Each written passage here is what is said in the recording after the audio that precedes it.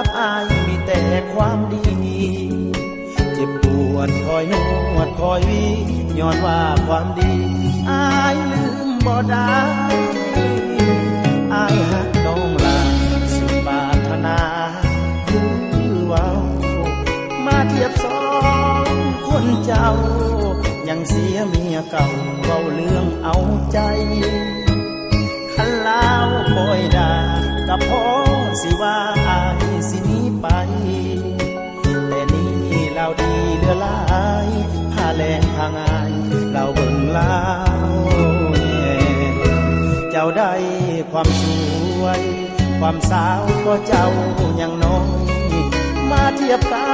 บเมียคอยเมื่อตอนยังน้อยนั้นห่างกันหลาย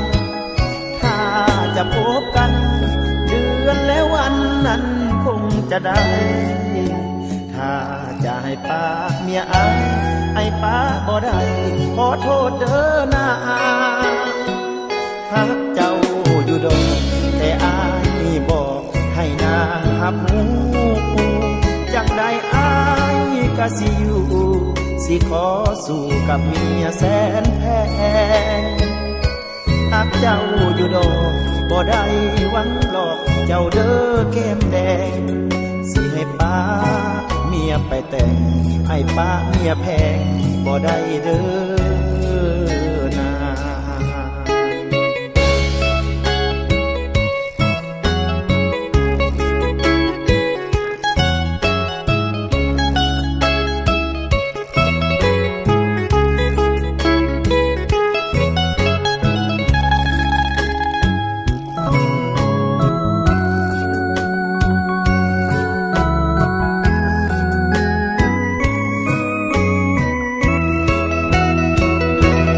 ได้ความสวยความสาวก็เจ้ายังน้อยมาเทียบกั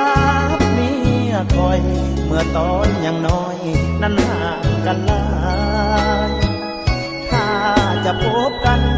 เดือนและวันนั้นคงจะได้ถ้าจะให้ป้าเมียอายให้ป้าบ่ได้ขอโทษเด้อนาหากเจ้าอยู่ดอกแต่อายบอกให้นางหับหูจังได้อายก็สิอยู่สิขอสู้กับเมียแสนแพงหากเจ้าอยู่ดอกบ่ได้หวังหลอกเจ้าเด้อแก้มแดงสิให้ป้าเมียไปแต่งให้ป้าเมียแพงบ่ได้เด้อนา